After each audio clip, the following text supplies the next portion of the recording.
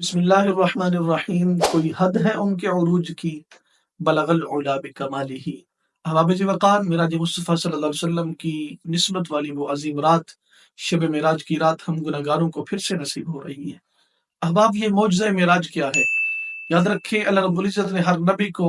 کوئی نہ کوئی معجزہ عطا فرمایا، اور اس دور میں جو لوگوں میں بہت زیادہ پذیرائی پکڑنے والی کوالٹی تھی، ایسا کمال تھا، تو اللہ رب العزت نے اس دور میں اپنے نبیوں کو وہ کمال عطا فرمائے۔ جیسے جناب عیسیٰ علیہ السلام کے دور میں طب کا عروج تھا، ہر گھر میں طبیب تھا، لیکن اللہ رب العزت نے یہ بتانا تھا، لوگوں کو یہ بات ظاہر کرنا تھی کہ تمہارے کمالات، تمہارے اختیارات جہاں جا کے ان کی بس ہو جائے گی، اس سے آگے میرے نبی کا عروج شروع ہوگا۔ اور یہ بھی ظاہر کرنا تھا، میرے نبی کا مقابلہ بعد میں کرنا، اگر تمہارے اندر اتنا دم خم ہے تو پہلے میرے نبی کے معجزے کا مقابلہ کر کے دکھاؤ۔ جناب عیسیٰ علیہ السلام کے دور میں طبیب عام ہیں، لیکن اللہ رب العزت نے ایسی کوالٹی عطا فرمائی، ایسا معجزہ عطا فرمایا، کور کا مریض آتا ہے، آپ صرف ہاتھ پھیرتے ہیں، وہ مریض شفا یاب ہو جاتا ہے۔ اور ڈاکٹر تو علاج تو سارے کرتے ہیں، شفا دینے کے لیے تو سارے اپنی اپنی تگ و دو محنت کرتے ہیں،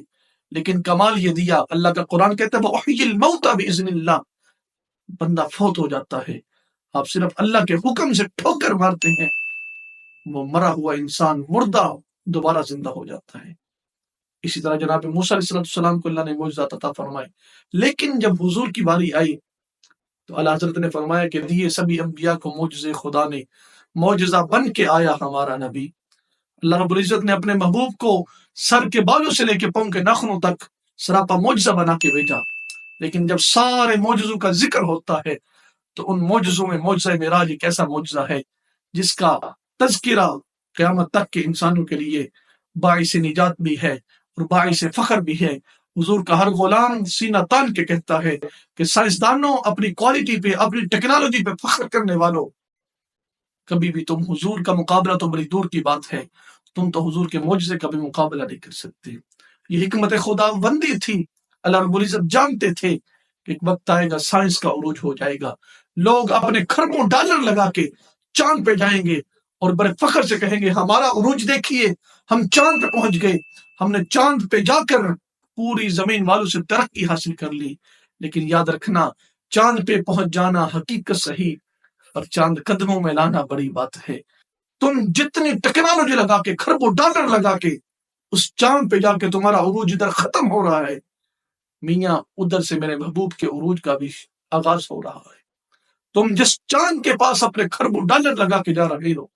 وہ چاند میرے نبی کے اشارے پہ قدموں میں آ رہا ہے۔ تو اس لیے اللہ رب العزت نے یہ ظاہر کروانا تھا کہ میرے نبی کا مقابلہ بعد میں ہوگا، پہلے نبی کے معجزے کا مقابلہ کر کے دکھاؤ۔ اس لیے احباب وقار، یہ حضور صلی اللہ علیہ وسلم کا معجزہ معراج سائنس کی روح سے دیکھیں یا حضور کی شان کے حوالے سے دیکھیں، اور میں تو کہوں گا کہ اللہ رب العزت نے اپنے محبوب کا ذکر قیامت تک کے لیے بلند رکھنا تھا، کہ اگر کوئی سائنسدان آ کے یہ ترقی کرتے ہوئے کہے گا کہ میں نے یہ کر لیا، تو میاں نانا، انسان کی ترقی تو یہ ہے کہ اس نے جہاز آسمان میں ہوا میں اڑا کے کہا کہ میں نے یہ بڑی ترقی کر لی، میں نے بڑا مار کا مار لیا۔ تو میاں جہاز کی سپیڈ جتنی بھی تیز ہو، اللہ نے جو محبوب کو معراج کی رات سواری عطا فرمائی، بوراق، تمہارا جو جہاز ہے وہ گھنٹوں کا سفر منٹوں میں کرتا ہے، منٹوں کا سفر سیکنڈ میں کرتا ہے، لیکن اس سے آگے اس کی انتہا ہو جاتی ہے۔ جو معراج کی رات اللہ رب العزت نے سواری عطا فرمائی، جس کو بوراق کہتے ہیں، اس کی سپیڈ یہ ہے، اس کی کوالٹی یہ ہے، اس کی طاقت یہ ہے کہ جدھر وہ اپنی نگاہ ڈالتا ہے ادھر وہ اپنا پاؤں رکھتا ہے۔ تو گویا کہنا پڑے گا کہ حضور کی ذات کو احاطے میں لانا، حضور کے علم کا احاطہ کرنا، حضور کی شان کا مقابلہ کرنا، یہ تو بڑی دور کی بات ہے۔ میاں انسان تو حضور کے ایک معجزے کا بھی مقابلہ نہیں کر سکتا۔ تو اس لیے معجزہ معراج حضور کے غلاموں کے لیے شان و برکت والی، حضور کی شانوں کو بیان کرنے کے لیے، حضور کے کمالات کو مان کر اپنے پیارے محبوب کے اوپر درود و سلام پڑھنے کی رات ہے۔ تو آئیے اس عظیم رات میں اپنے رب کو بھی راضی کرتے ہیں اور اپنے پیارے محبوب صلی اللہ علیہ وسلم پہ گلدستہ درود و سلام پیش کر کے اپنے آقا کو راضی کرتے ہیں۔ تو آئیے اس عظیم رات میں اپنے محبوب خدا کو راضی کرنے کے لیے درود و سلام کا اہتمام کریں، محافل کا اہتمام کریں، اور سب سے بڑھ کے حضور اپنی گناہ گار امت کے لیے جو تحفہ لے کے آئے وہ تحفہ نماز تھی۔ تو آئیے احباب وقار اس تحفے کی قدر کریں، اس تحفے کو اپنے دل و جان سے ادا کریں۔ اللہ کریم ہمیں حضور کی شان و رفعت کو سمجھنے کی توفیق عطا فرمائے۔ اور یوں کہنا پڑ رہا ہے کہ اس رات دے تارے دستے نے اج عرش سجایا جانا ہے، غاراں وچ روون والے نوں اج کول بلایا جانا ہے، صفا بن کے کھلونا نبیاں نے،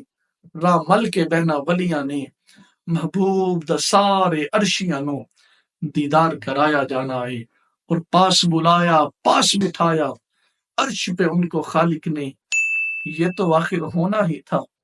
چاہت ہی کچھ ایسی تھی۔ السلام علیکم ورحمۃ اللہ وبرکاتہ۔